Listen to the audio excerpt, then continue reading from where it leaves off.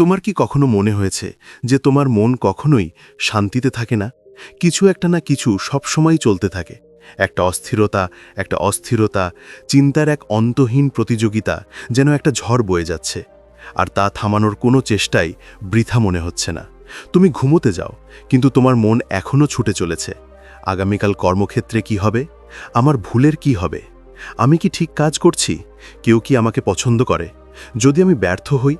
এই সব প্রশ্ন কখনোই তোমাকে ছেড়ে যায় না। যখন তোমার চারপাশে এত অশান্তি, তখন তুমি কিভাবে শান্ত থাকতে পারো? যখন সবাই ছুটে বেড়াচ্ছে, যখন সবাই উদ্বেগে মগ্ন, যখন সবাই কিছু অর্জন করতে চায়, যখন পুরো পৃথিবী একটি দ্রুতগতির ট্রেনে পরিণত হয়েছে, যেখানে সামান্যতম বিক্ষেপও তোমাকে পিছনে ফেলে যাবে। তুমি কি কখনো ভেবে দেখেছ কেন গৌতম বুদ্ধের মতো ব্যক্তিত্বরা এত শান্ত ছিলেন, যখন তাদের চারপাশে একটি পৃথিবী, সমস্যা, মানুষ, অসুবিধা ছিল? তবুও তারা শান্ত, হ্রদের জলের মতো শান্ত, অস্থির ছিলেন। এটা কিভাবে সম্ভব হয়েছিল?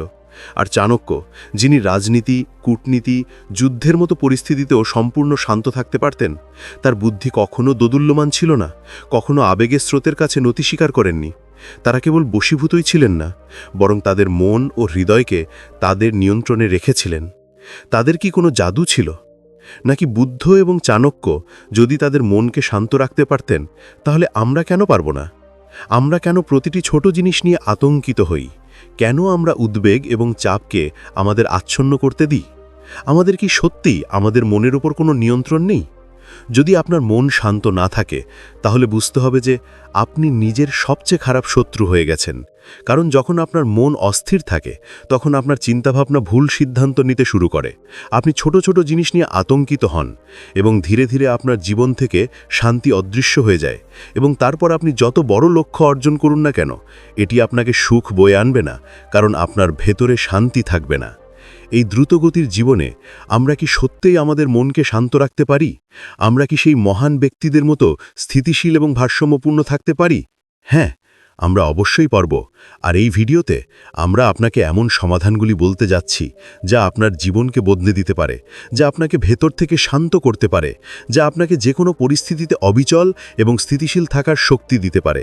তাই আপনিও যদি এই ঝড় থেকে বেরিয়ে আসতে পারেন এবং একজন শান্ত ব্যক্তি হয়ে উঠতে পারেন, আপনি যদি সমুদ্রে পৌঁছাতে চান, যদি আপনিও আপনার অস্থিরতা থেকে মুক্তি চান, তাহলে এই ভিডিওটি আপনার জন্য। আপনি কি জানেন, গৌতম বুদ্ধ যখন জ্ঞান লাভ করেছিলেন, তখন তিনি কেমন অনুভব করেছিলেন? কিছুই নয়, কোনো হট্টগোল নেই, কোনো শব্দ নেই, কোনো উদ্বেগ নেই, কোনো ভয় নেই, কেবল শান্তি। এমন একটি শান্তি যা কোনো পরিস্থিতি বা কোনো বস্তুর সাথে সংযুক্ত ছিল না। সেই শান্তি তার ভেতরে ছিল, এবং এই শান্তি তাকে সিদ্ধার্থ থেকে বুদ্ধে রূপান্তরিত করেছিল। কিন্তু প্রশ্ন হল, এই শান্তি কোথা থেকে আসে? এটি কি কেবল বুদ্ধের মতো মহাপুরুষদের জন্য? আমাদের মতো সাধারণ মানুষ কি কখনো এটি অনুভব করতে পারে? গৌতম বুদ্ধ বলেছিলেন যে মানুষের মন তার দুঃখের কারণ। যদি আপনি এটি নিয়ন্ত্রণ করতে পারেন, তবে আপনি দুঃখ থেকে মুক্ত হবেন। কিন্তু এটি কি সত্যিই সম্ভব? আমরা কি আমাদের মনকে এতটা নিয়ন্ত্রণ করতে পারি যে কোনো উদ্বেগ, কোনো ভয়, কোনো রাগ আমাদের নাড়া দিতে পারে না? একদিন এক শিষ্য বুদ্ধকে জিজ্ঞাসা করলেন, প্রভু, আমার মন খুব অস্থির, সর্বদা বিভ্রান্তিতে আটকে থাকে, আমি কিভাবে এটিকে শান্ত করব? বুদ্ধ হেসে বললেন, এই প্রশ্নের উত্তর খুঁজতে হলে একটি পাত্রে জল ভরে এখানে নিয়ে এসো। বুদ্ধ বললেন, এখন এই পাত্রটি নাও এবং এটি রাখো। ঝাঁকান। শিষ্য বাটিটি ঝাঁকান এবং জলে ঢেউ উঠতে শুরু করে। জল এখানে সেখানে ছড়িয়ে পড়তে থাকে। তারপর বুদ্ধ বললেন, এখন নাড়াচাড়া না করে রেখে দাও। শিষ্য বাটিটি মাটিতে স্থির রাখলেন। কিছুক্ষণ পর জল সম্পূর্ণ শান্ত হয়ে গেল। তারপর বুদ্ধ বললেন, দেখো, তোমার মনও এই জলের মতো। যখন তুমি এটিকে ক্রমাগত নাড়াও, তখন এটি উত্তেজিত হয়, কিন্তু যখন তুমি এটিকে স্থির রেখে দাও, তখন এটি নিজেই শান্ত হয়ে যায়।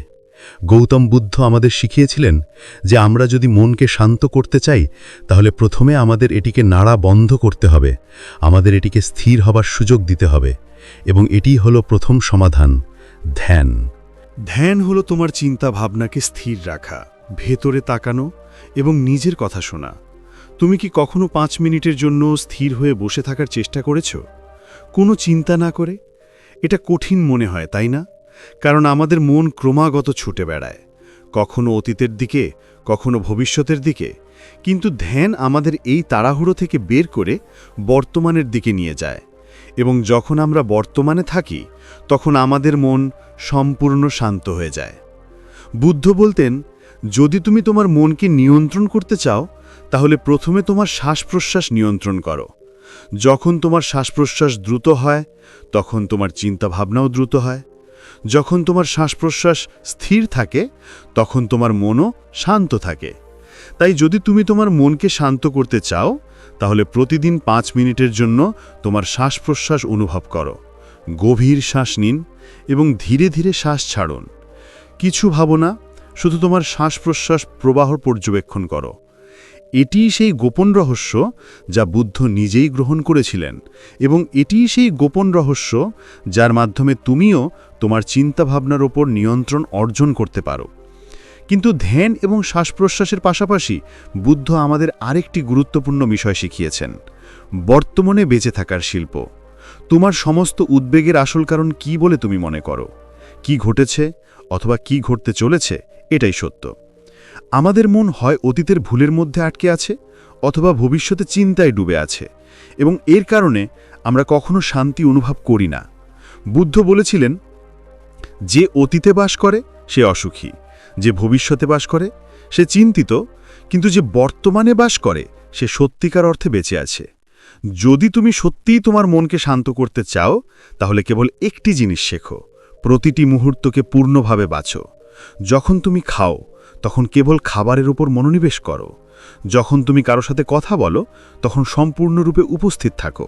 যখন তুমি কাজ করো তখন কেবল কাজে মনোনিবেশ করো, এবং যখন তুমি বিশ্রাম নাও তখন সম্পূর্ণরূপে বিশ্রাম নাও। গৌতম বুদ্ধ আমাদের শিখিয়েছেন যে শান্তি বাইরে থেকে আসে না, শান্তি আমাদের ভেতর থেকে আসে।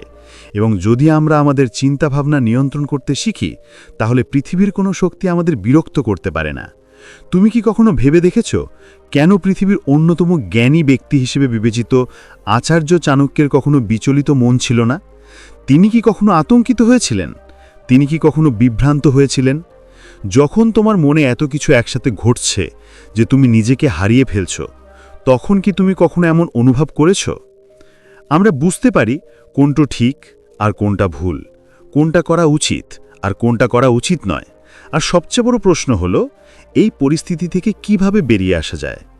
চাণক্য আমাদের শিখিয়েছেন যে যদি আপনি আপনার মনকে শান্ত রাখতে চান তাহলে প্রথমে আপনাকে ধৈর্য শিখতে হবে, কারণ ধৈর্য হলো সেই গুণ যা আপনাকে প্রতিটি কঠিন পরিস্থিতি থেকে বের করে আনতে পারে। কিন্তু ধৈর্য বলতে কি বোঝায়? শুধু চুপচাপ বসে অপেক্ষা করা? না, ধৈর্য মানে সঠিক সময়ের জন্য অপেক্ষা করা, সঠিক সুযোগ চিনতে পারা এবং সঠিক সিদ্ধান্ত নেওয়া। চাণক্য বলেছিলেন যে একবার এক শিকারী বনে শিকার করতে বেরিয়েছিল। সে একটি হরিণ দেখতে পেল এবং তার ধনুকে তীর ধরল, কিন্তু তারপর তার চোখ ঝোপের মধ্যে লুকিয়ে থাকা একটি সিংহের উপর পড়ল। শিকারী আতঙ্কিত হয়ে পড়ল। যদি সে হরিণকে লক্ষ্য করে, সিংহ তাকে আক্রমণ করতে পারে, আর যদি সে সিংহকে লক্ষ্য করে, হরিণ পালিয়ে যেতে পারে। তিনি এক মুহূর্ত ধরে তার নিঃশ্বাস আটকে রেখেছিলেন, তার মনকে শান্ত করেছিলেন, এবং তারপর তিনি এমন সিদ্ধান্ত নিয়েছিলেন যা তার জীবন রক্ষা করেছিল। চাণক্য আমাদের শেখান যে যখনই আপনি অনুভব করবেন যে আপনার মন অস্থির হয়ে উঠছে, যখনই আপনি কোনো সিদ্ধান্ত সম্পর্কে বিভ্রান্ত হবেন, প্রথমে থামুন। তাৎক্ষণিকভাবে কোনো সিদ্ধান্ত নেবেন না। তোমার চিন্তাভাবনা স্থির হতে দাও, আর যখন তোমার মন শান্ত হবে তখনই সঠিক সিদ্ধান্ত নাও যখন সেটা ঘটে। তুমি জানো, চাণক্য কখনো তাড়াহুড়ো করে কোনো সিদ্ধান্ত নিতেন না। তিনি সর্বদা প্রথমে পুরো পরিস্থিতি বুঝতেন, ধৈর্য ধরে রাখতেন, তার চিন্তাভাবনা স্থির রাখতেন এবং তারপর সঠিক সিদ্ধান্ত নিতেন, এবং এই কারণেই তিনি ইতিহাসের সর্বশ্রেষ্ঠ কৌশলবিদ হয়ে ওঠেন। গুরুদেব, যখন আমাদের মন খুব অস্থির হয়ে ওঠে তখন আমাদের কি করা উচিত? চাণক্য সে হেসে উত্তর দেয়, যখন মন অস্থির থাকে প্রথমে এটিকে কাজে লাগাও, কারণ ব্যস্ত মন কখনো অস্থির হয় না। যদি আপনার মন উদ্বিগ্ন হয় তাহলে এটিকে কাজে লাগাও। তাকে এটা করতে দিও না, তাকে এমন কিছু করতে দাও যাতে সে নিজেকে সম্পূর্ণরূপে নিমজ্জিত করতে পারে। তা সে পড়াশোনা, লেখালেখি, শিল্পকলা অথবা নতুন দক্ষতা শেখা যাই হোক না কেন, মন যখন কোনো কিছুতে নিযুক্ত থাকে তখন অপ্রয়োজনীয় চিন্তাভাবনা প্রবাহিত হওয়া বন্ধ করে দেয়। এটি মানসিক স্থিতিশীলতার প্রথম চাবিকাঠি। আরেকটি উপায় হল প্রকৃতির সাথে সংযোগ স্থাপন করা। যদি আপনার মন অস্থির বোধ করে তবে কিছুক্ষণের জন্য বাইরে যান, খোলা বাতাসে থাকুন, গাছের দিকে তাকান, আকাশের দিকে তাকান, আপনার নিঃশ্বাস অনুভব করুন। চাণক্য বলেছিলেন যে প্রকৃতির সাথে সংযোগ স্থাপনকারীর মন কখনো অস্থির হয় না। পরিশেষে সবচেয়ে গুরুত্বপূর্ণ বিষয় হল সংযম বজায় রাখা। আপনার আবেগ নিয়ন্ত্রণ করুন। চাণক্য বলেছিলেন যে ব্যক্তি তাদের আবেগ নিয়ন্ত্রণ করতে পারে কেবল সে তার জীবন নিয়ন্ত্রণ করতে পারে। যদি কেউ আপনাকে রাগান্বিত করে, শান্ত থাকুন। যদি কেউ আপনাকে অপমান করে, তাহলে হাসুন। যে ব্যক্তি প্রতিক্রিয়া জানানোর আগে চিন্তা করে, কেবল সে তার মনকে সম্পূর্ণরূপে নিয়ন্ত্রণ করতে পারে। যদি আপনি আপনার মনকে শান্ত রাখতে চান, ধৈর্য ধরুন এবং তাড়াহুড়ো করবেন না। তোমার চিন্তাভাবনা স্থির করো, প্রকৃতির সাথে সংযোগ স্থাপন করো, তোমার মনকে ব্যস্ত রাখো, আর সবচেয়ে গুরুত্বপূর্ণ, তোমার আবেগ নিয়ন্ত্রণ করো। গুরুদেব এই নীতিগুলোই গ্রহণ করেছেন, আর এই নীতিগুলোই তোমার জীবন বদলে দিতে পারে। তোমার সাথেও কি এমনটা ঘটে? তোমার মন কি মাঝে মাঝে এত জোরে কথা বলে যে তুমি তা থামাতে পারো না? তোমার কি মনে হয় তোমার মন তোমার নিয়ন্ত্রণের বাইরে চলে গেছে? আজ আমরা আলোচনা করব কিভাবে তোমার মনকে শান্ত করা যায়, কিভাবে তোমার চিন্তাভাবনা নিয়ন্ত্রণ করা যায়, এবং যোগব্যায়াম, ধ্যান এবং সঠিক জীবনধারা পরিবর্তনের মাধ্যমে কিভাবে তোমার মনকে সম্পূর্ণ ভারসাম্যপূর্ণ রাখা যায়। গুরুদেব, আমার মন সবসময় অস্থির থাকে। যখনই আমি কিছু করি, আমার মনোযোগ ঘুরে বেড়ায়। যখনই আমি সিদ্ধান্ত নেওয়ার চেষ্টা করি, তখনই হাজারো চিন্তা আমার মনে আসে। দয়া করে বলো, কিভাবে এই অস্থিরতা থেকে মুক্তি পাওয়া যায়? গুরু হেসে বলেন, মন একটা পাগলা ঘোড়ার মতো। যদি এটাকে নিয়ন্ত্রণে না রাখা যায়, তাহলে এটা তোমাকে নিচে ফেলে দিতে পারে। কিন্তু যদি তুমি এটাকে সঠিকভাবে নিয়ন্ত্রণ করো, তাহলে এই ঘোড়াই তোমাকে তোমার গন্তব্যে পৌঁছে দেবে। এখন প্রশ্ন হলো, এই ঘোড়াকে কিভাবে নিয়ন্ত্রণ করা যায়? প্রথমে আসে ধ্যান। তুমি কি জানো কেন ধ্যান তোমার মনকে শান্ত করে? যখন তুমি ধ্যান করো, তখন তুমি তোমার চিন্তাভাবনা থামাও না, তুমি সেগুলোকে প্রবাহিত হতে দাও। ধীরে ধীরে যখন তুমি তোমার শ্বাস প্রশ্বাসের উপর মনোযোগ দাও, তখন তোমার মন শান্ত হতে শুরু করে। তোমার মন একটি হ্রদের মতো। যদি তুমি ক্রমাগত এটি নাড়াচাড়া করো, তাহলে জলে তরঙ্গ দেখা দেবে। কিন্তু যদি তুমি চুপচাপ বসে থাকো, তাহলে ধীরে ধীরে সমস্ত নড়াচড়া কমে যাবে। আর এটাই কয়েক মিনিটের মধ্যে তুমি লক্ষ্য করবে যে তোমার মন আগের চেয়ে শান্ত হয়ে গেছে। কিন্তু শুধু ধ্যানই যথেষ্ট নয়। যদি তুমি সত্যিই তোমার মনকে শান্ত করতে চাও, তাহলে তোমাকে তোমার শরীরকে অনুশীলন করতে হবে। এটি করার সর্বোত্তম উপায় হলো যোগ। যোগব্যায়াম কেবল তোমার শরীরকে নমনীয় করে তোলা নয়। যোগব্যায়ামের আসল উদ্দেশ্য হলো তোমার মন এবং শরীরকে একসাথে ভারসাম্য বজায় রাখা। যদি তোমার শরীর চাপে থাকে, তাহলে তোমার মনও অস্থির থাকবে।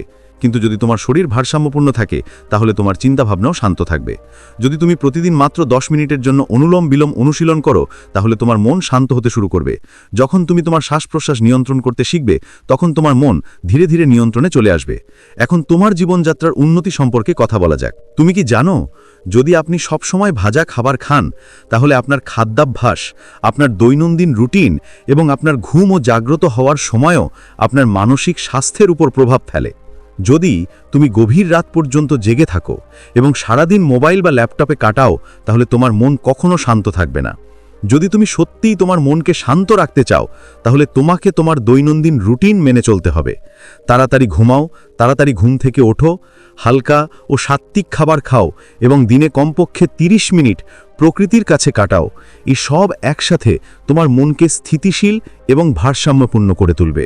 কিন্তু এত কিছু করার পরেও যদি তোমার মন কখনো অস্থির হয়ে ওঠে, তাহলে তোমার কি করা উচিত? শুধু একটা জিনিস মনে রেখো, যা তুমি নিয়ন্ত্রণ করতে পারো না, তোমার যা আছে তা নিয়ে তুমি চিন্তা করা বন্ধ করতে পারো। তোমার নিয়ন্ত্রণে থাকা জিনিসগুলো নিয়ে কাজ করো এবং যেগুলো নেই সেগুলো ত্যাগ করো। কারণ চিন্তা করলে কোনো সমস্যার সমাধান হয় না, বরং চিন্তা নিজেই সবচেয়ে বড় সমস্যা হয়ে দাঁড়ায়। ছেলে, তুমি কি এই বীজের দিকে তাকিয়ে আছো? যদি এটি মাটিতে রোপণ করা হয় এবং সঠিক পরিমাণে জল, বাতাস এবং সূর্যালোক দেওয়া হয়, তবে এটি একটি বিশাল গাছে পরিণত হতে পারে। কিন্তু যদি তুমি কেবল এটি ধরে রাখো, ভয় পাও যে এটি হারিয়ে যেতে পারে, তবে এটি কখনোই কিছুই হবে না। তোমার মন এমনই, যতক্ষণ তুমি এটিকে শক্ত করে ধরে রাখবে এবং নিয়ন্ত্রণ করার চেষ্টা করবে, ততক্ষণ এটি আরও বেশি করে অস্থির হয়ে উঠবে। কিন্তু যখন তুমি এটিকে সঠিক পরিবেশ, ধ্যান, শান্তি এবং সঠিক চিন্তাভাবনা দেবে, তখন এটি তোমার সবচেয়ে বড় বন্ধু হয়ে উঠবে। শান্ত মন জাদু নয়, এটি একটি অনুশীলন। যদি তুমি এটি বুঝতে পারো, তাহলে কোনো পরিস্থিতিই তোমাকে নাড়া দিতে পারবে না। মনে রেখো, পৃথিবীর সবচেয়ে শক্তিশালী ব্যক্তি সেই নয় যে সবচেয়ে শক্তিশালী, বরং সে যে তার মনকে নিয়ন্ত্রণ করেছে। তাই এখন সিদ্ধান্ত তোমার। তুমি কি তোমার চিন্তার দাস থাকবে, নাকি তুমি নিজের শান্তির মালিক হবে? শান্তি বাইরে নয়, ভেতরে। শুধু এটা দেখতে শিখুন।